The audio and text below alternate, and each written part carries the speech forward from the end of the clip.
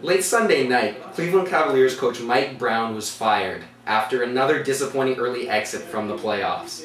So are we going to give this thumbs up or a thumbs down? I'm personally going to give it thumbs down because I think this is a little bit of unfair. I think it's a little bit of a harsh treatment of Mike Brown. I think they had the franchise's best regular season performance.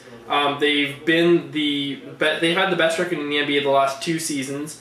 And I really don't think that Mike Brown is to blame for their postseason exit. I think it was really LeBron James and the cast of the Cleveland Cavaliers who just didn't perform. Here's the thing.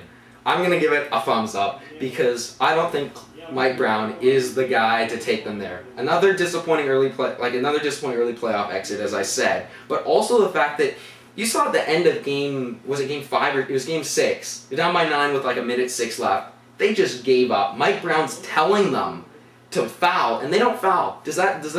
They have no respect for him. Obviously, they've lost. Like he can't motivate them. Like, what is that? What does that show? How they feel towards their coach if he can't get them to foul them when the game it's not it's not pretty much a miracle, but it's not on hand. And what does it say about the coach that the players are just going to give up?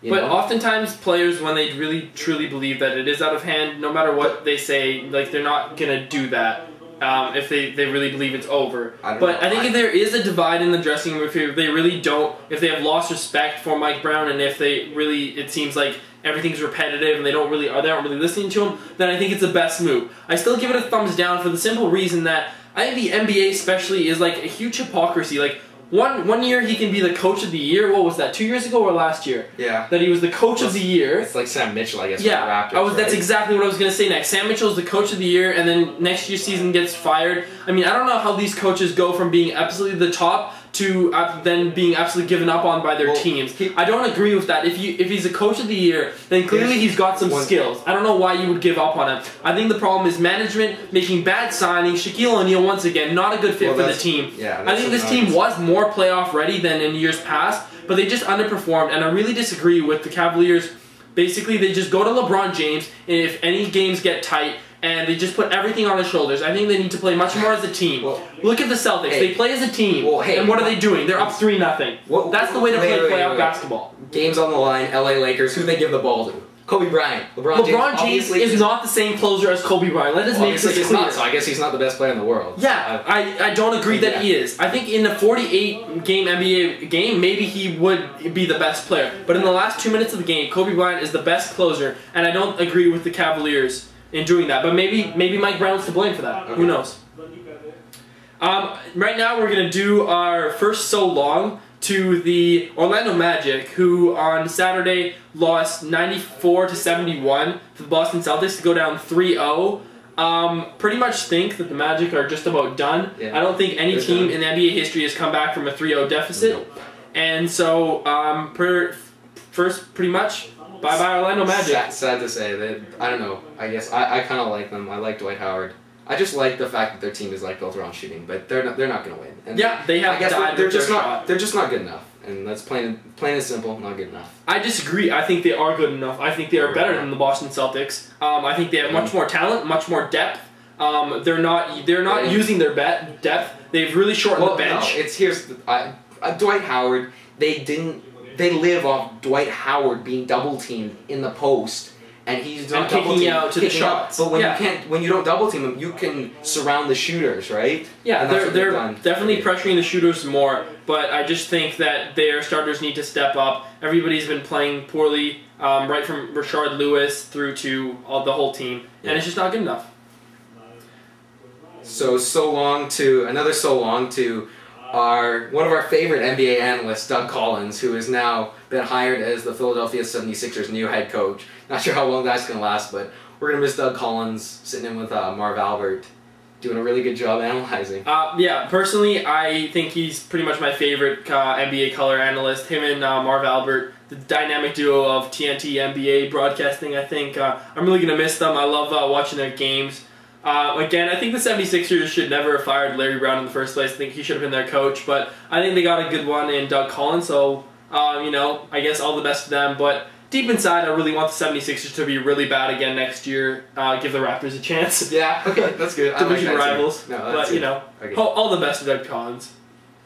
And now we're going to give out kudos to 16-year-old Jordan Spieth, who finished, shot a 2 over 72 on Sunday, finishing 4th, only 6 back of the leader. 4 under par. 4 under par, sorry. Only 6 back of the winner at the Byron Nelson Classic.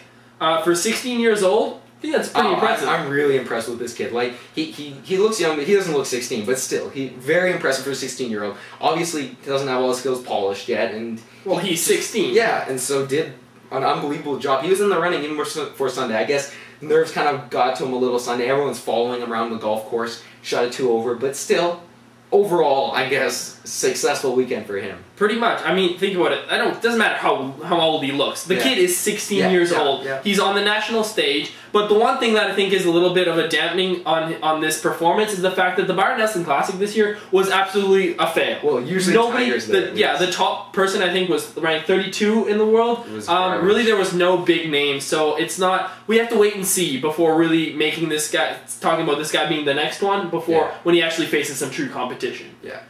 I'm going to give my kudos just to a couple of Toronto Blue Jays players. First, Lyle Overbay, who finally got his average above 200. He's hit First time this year, he got his average above 200. And Edwin Encarnacion, the third baseman for the Toronto Blue Jays, just came back in the series against Arizona over the weekend. 3 games, he hit 5 home runs, so that's pretty impressive. Pretty impressive. Yeah, pretty impressive. All the Blue Jays can do is hit home runs. The other day, I think they hit 6, yet still managed to lose. Well, 6 Go Blue Jays. Yeah, they can't put anybody on base, like you said, so it's really tough when you can't just go with the long ball. You pretty much live and die with it. Yeah. We'll see what happens with that. And now to our fail of the day. The Philadelphia Flyers, after their 3-0 victory on Saturday night over the Montreal Canadiens at the Bell Center, complained of something wreaking havoc on their skates. And it was reported by Pierre McGuire that there was some sand or sand-like substance just in the hallways in the Bell Center, which was apparently ruining the skate blades of the Philadelphia Flyers. And a bunch of players, including Mike Richards, had to go to get their skates sharpening up to 5 times in the game. Mike Richards was 5 times, I think. Which is absolutely ridiculous for an NHL game. Yeah. I mean, that's unheard of. No, what do you think about that, Chris? I don't know. It sounds a little fishy, but then, yeah, it just sounds a little fishy to me. So we'll see what it is. They're calling this Skategate. Yeah, the Skategate scandal. Yeah, so I don't know. Pun of the Watergate scandal. But I don't know, it just sounds fishy to me. I can't really say too much about this. It's just pretty, if this is true, it's pretty funny, you know? I think it's pretty funny. I think it's a great story. Okay, we're going to win by you got to sharpen your skates more. I can totally see, you know, somebody of the Montreal Canadiens, you know, like, staff or organization just doing this to try to, you know, find a way to mess up the Flyers. I mean, when you get shut out 3 out of 4 games in a conference final series, first of all, that is a huge fail. That is absolutely ridiculous, pathetic.